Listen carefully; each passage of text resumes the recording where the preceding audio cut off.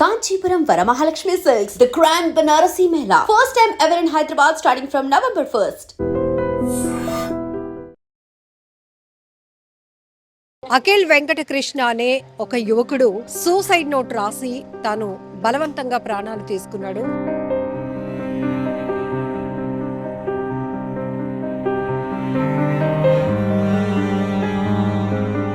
Cylinder పట్టుకొచ్చాడు.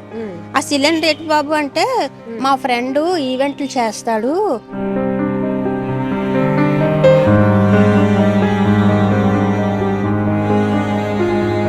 Akhil Venkatakrishna అనే ఒక యువకుడు సూసైడ్ నోట్ రాసి తాను బలవంతంగా ప్రాణాలు తీసుకున్నాడు. అయితే తను రాసినటువంటి సూసైడ్ నోట్ ఒకసారి చదువుదాం. చాలా బాధాకరమైన విషయం. ఒక పెద్ద అబద్ధం చెప్పాను, ఆ అబద్ధం వల్ల నా తల్లిదండ్రులు చాలా మాటలు పడుతున్నారు. అది చెప్పరానటువంటి అబద్ధం. తాను సీఏ చేస్తున్నాను, అన్ని సబ్జెక్టులు పాస్ అయిపోయాను, ఒక సబ్జెక్టే ఫెయిల్ అయ్యాను అనే విషయం నా తల్లిదండ్రులకి చెప్పాను. కానీ నేను అసలు ఎగ్జామ్స్కే అటెండ్ అవ్వలేదు. అదే నేను చేసినటువంటి పెద్ద తప్పు. దీనికి ఎవరు బాధ్యులు కారు, నేను తప్ప అంటూ అబ్బాయి రాసినటువంటి సూసైడ్ నోట్ ఒకసారి చూసిన తర్వాత అబ్బాయి గురించి డీటెయిల్గా వెళ్దాం. దీనికి ఎవరు బాధ్యులు కారు, నేను తప్ప. ఒక అబద్ధం ఇంతటి బాధకి కారణం. సిఏ ఫైనల్ నేను అస్సలు ఒక్క గ్రూప్ కూడా పాస్ కాలేదు, కానీ అందరికీ పాస్ అయ్యాను అని చెప్పుకున్నాను. ఇప్పుడు అది పాస్ అవ్వలేకపోతున్నాను. అసలు ఇప్పటి వరకు పరీక్ష కూడా రాయలేదు. ఎగ్జామ్ ఫీ కడతాను, కానీ ఎప్పుడూ ఎగ్జామ్కి వెళ్ళి రాసింది లేదు. చచ్చిపోయాడు అని నా గురించి ఎవరూ బాధపడద్దు. నేనుంటేనే ఇంకా రాను రాను అందరికీ భారం అవుతాను. నా చావుకి ఎవరూ కారణం కాదు. ఈ హీలియం సిలిండర్ని తర్వాత ఆ షాపు వాడికి తిరిగి ఇచ్చేయండి.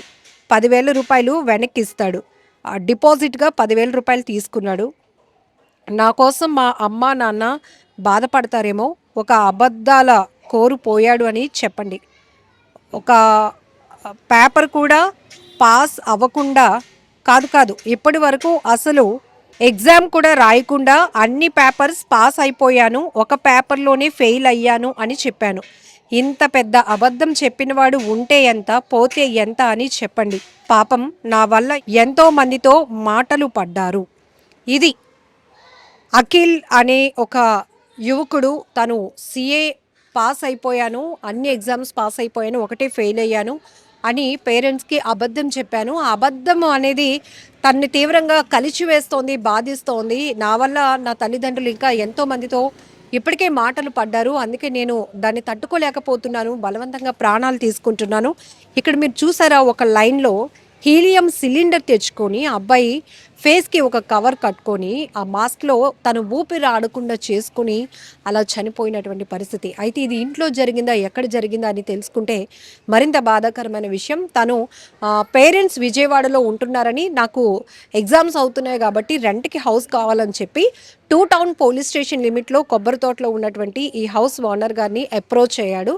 అయితే వాళ్ళు కూడా చదువు కోసం, చదువు నిమిత్తం ఇక్కడ ఉండాలి అనుకుంటున్నాడు కదా, సరే ఏదైనా జరిగితే ఎవిడెన్స్గా ఉంటుందని ఆధార్ కార్డు తీసుకొని ఒక ప్రాపర్ వేలోనే అబ్బాయికి అయితే రెంట్కి ఇచ్చారు. అది కూడా ఎప్పుడు ఇచ్చారు, అబ్బాయి ఒంటరిగానే ఇక్కడ ఉంటున్నాడు. అయితే వీళ్ళు ఎలా గమనించారు అబ్బాయి సూసైడ్ చేసుకున్నాడు అనే విషయాన్ని ఒకసారి డీటెయిల్గా తెలుసుకుందాం. అమ్మా, మీ పేరు? నా పేరు భారతి.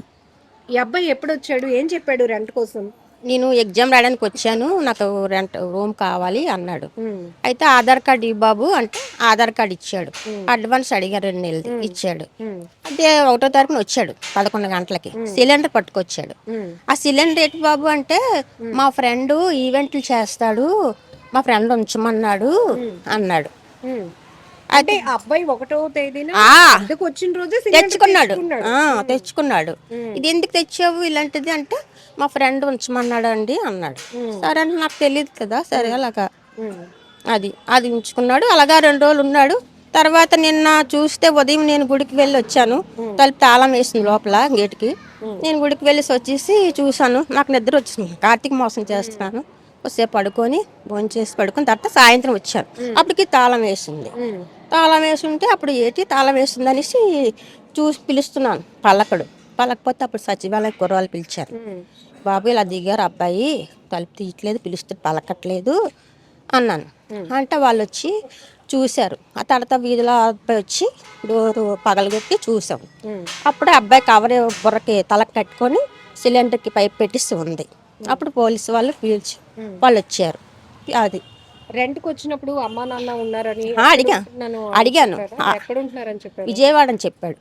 విజయవాడ ఉంటున్నాము అమ్మా నాన్న, నేను ఎగ్జామ్ రాయడానికి వచ్చాను ఇక్కడికి. ఎన్ని రోజుల కోసం అడిగాడు రెంట్? ఉంటాను అన్నాడు. ఇక్కడ జాబ్ వస్తుంది, ఇక్కడ విజయవాడ 20,000, ఇక్కడైతే 30,000, దాని బ్రాంచే ఉంది, ఇక్కడే ఉంటానమ్మా జాబ్ వస్తే అన్నాడు. సరే అని ఇచ్చాం. అది ఇచ్చి ఇంకొక 10 రోజులు కూడా అవ్వలేదు. అసలు ఫస్ట్ తారీఖున దిగాడు. ఎలా ఉన్నాడు అబ్బాయి చూడటానికి? బాగున్నాడు, మంచివాడు, మెత్తగా చాలా మంచివాడు, సాఫ్ట్ గా ఉన్నాడు, మంచిగా ఉండేవాడు. వాటర్ ఇచ్చేదాన్ని పట్టి బాటిల్తో టిఫిన్ కొట్టి అది ఎక్కడంతా ముందుగానే చెప్పాను. ఆ టిఫిన్ అది చేసేవాడు. తర్వాత మరి ఏం జరిగింది? ఇంకేమైనా వస్తువులు అవి తెచ్చుకున్నాడా ఉండడానికి? సూట్ కేసు ఒకటి, ఆ సిలిండర్ ఒకటి, అంటే ఇంకేం తేలి బుక్స్ అవి ఉంటాయి అనుకున్నా. నేను చదువుకున్నాడు కదా, ఏవో ఉంటాయి అనేసి అనుకున్నా.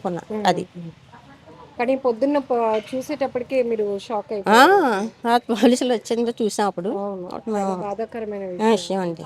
ఇప్పుడు చదువుకు వచ్చాడు కదా అబ్బాయి, చదువుకుంటాడు, జాబ్ కోసం వచ్చాడు. నేను అంతా ఇలా చూస్తే ఇలా జరిగింది.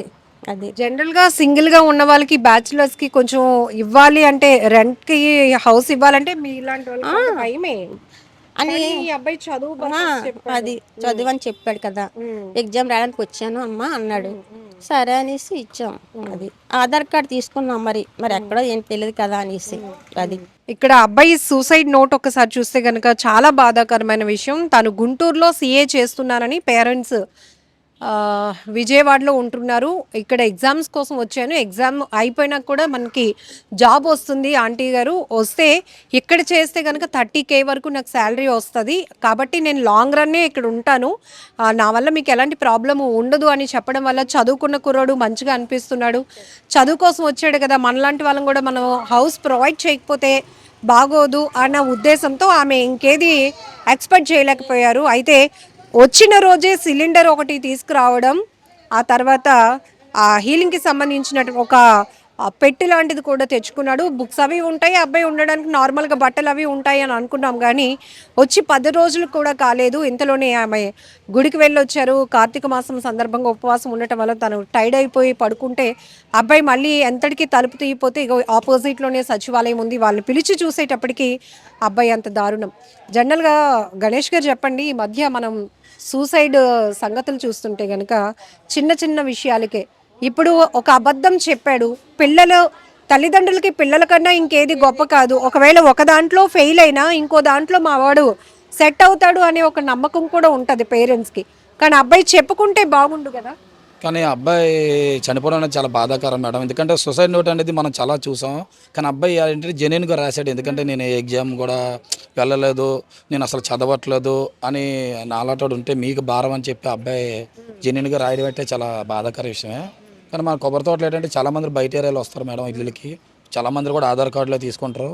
రీసెంట్గా మొన్న పక్క ఏరియాలో కూడా ఒక డాక్టర్ గారు జరిగింది, అంతకుముందు ఒక అమ్మాయి కూడా చనిపోయింది. ఎందుకంటే మేము ఆధార్ కార్డు అనేది 2 టైమ్స్లో మన ఇప్పుడు ఉంటున్న ఎర్రమనాడు CA గారు కూడా మాకు విజిట్కి వచ్చి అవి మొత్తం ఆయన వచ్చే ప్రతిది కూడా మీరు బయట వాళ్ళకి ఇస్తే ఆధార్ కార్డులు తీసుకుని అని చెప్పి ఆయన చెప్పడం జరిగింది. ఆయన చెప్పడం వల్ల చాలామంది కూడా ఆధార్ కార్డులు తీసుకుని ఇల్లు ఇస్తున్నారు. కానీ ఏది ఏమైనా చాలా బాధాకరమైన ఘటన. అబ్బాయి తను చెప్పినటువంటి అబద్ధం వల్ల పేరెంట్స్ ఇబ్బంది పడుతున్నారని, ఒక అబద్ధాలు కోరు పోయాడు అని అనుకోండి తప్ప కొడుకు పోయాడు అని అనుకోకండి. అంటే అబ్బాయి ఎంత ఆవేదనకు గురయ్యాడో అర్థమవుతోంది. అయితే తను తన పెయిన్ ఏదైతే ఉందో, తను చేసిన మిస్టేక్ని పేరెంట్స్కే ప్రేమగా కన్వే చేసుంటే బాగుండేమో.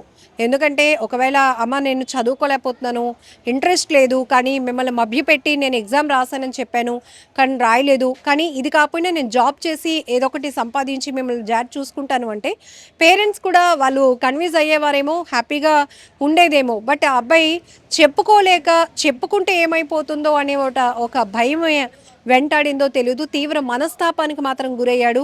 అయితే ప్రస్తుతానికి వీళ్ళు చెప్తున్నట్టయితే చాలా సున్నిత మనసు ఆ సూసైడ్ నోట్లో కూడా అబ్బాయి ఇంటెన్షన్ కనపడుతోంది.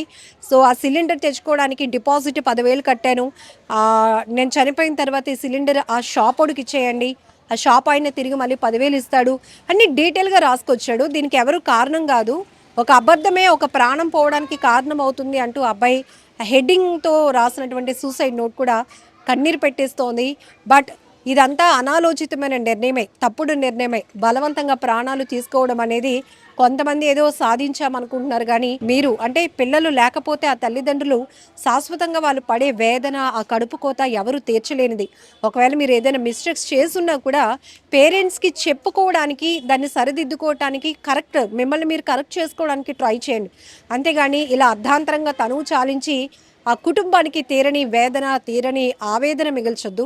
దయచేసి విశాఖలో ఈ అఖిల్ వెంకటకృష్ణ అనే యువకుడు సూసైడ్కి సంబంధించినటువంటి ఆ కారణం చూస్తే కనుక చాలా బాధేస్తోంది. అఖిల్ వెంకటకృష్ణ అనే ఒక యువకుడు సూసైడ్ నోట్ రాసి తాను బలవంతంగా ప్రాణాలు తీసుకున్నాడు.